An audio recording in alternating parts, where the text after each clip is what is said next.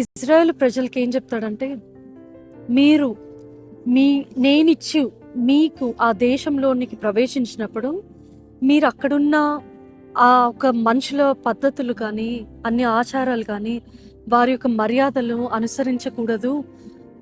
ఎందుకంటే ఆ టైంలో వారు చేసే పనులు ఎటువంటివంటే, ఆ చుట్టుపక్కల ఉన్న దేశాలు, కనాన్ దేశాలకి ఉన్న చుట్టుపక్కల దేశాలు వాళ్ళు చేసే పనులు ఎటువంటి పనులంటే, they use to offer child sacrifices.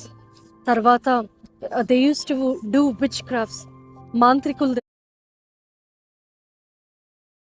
దగ్గరికి వెళ్ళేవారు. తర్వాత ఫార్చ్యూన్ టెల్లర్స్ దగ్గరికి వెళ్ళేవారు. They use to cast spells. ఇటువంటివన్నీ చేసినప్పుడు అది దేవుడికి ఎంతో హేయములైనవి. It was detestable in the sight of God.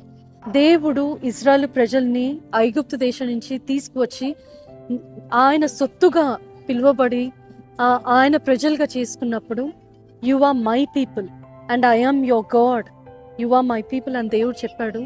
So you should not follow the customs of this world, of the nations అని దేవుడు పాత నిబంధన గ్రంథంలో ఎన్నో మార్లు ఇజ్రాయెల్ ప్రజలకి ఆజ్ఞగా ఇవ్వడం మనం చూస్తున్నాం. అయితే అదే నూతన నిబంధన గ్రంథంలో పౌలు ఇక్కడ మనకు రాస్తున్నాడు, ఈ లోక మర్యాదలను అనుసరింపకూడదని. మనం చూస్తాము చాలాసార్లు old testament speaks about the outward actions. చాలాసార్లు కూడా it's about the actions, what we do, how we behave. దాన్ని బట్టి పనిష్మెంట్, దాన్ని బట్టి శిక్ష ఆనాడు ప్రజలు పొందుకునేవారు. కానీ నూతన నిబంధన గ్రంథంకి వచ్చేసరికి ఇట్స్ ఆల్ అబౌట్ ఆ heart, it's all about internal. మన తలంపులు, మన ఆలోచనలు, మన మనస్సు, మన మాటలు, మన ఇంటర్నల్ లోపల నుంచి వచ్చేటివి, మన హృదయం. సో ఇక్కడ పౌలు చెప్పేది ఏంటిదంటే, ఈ లోక మర్యాదలను అనుసరింపకూడదు. మనం అనుకుంటాము ఇది మనకి ఇప్పుడు ఎలా వర్తిస్తుంది అని.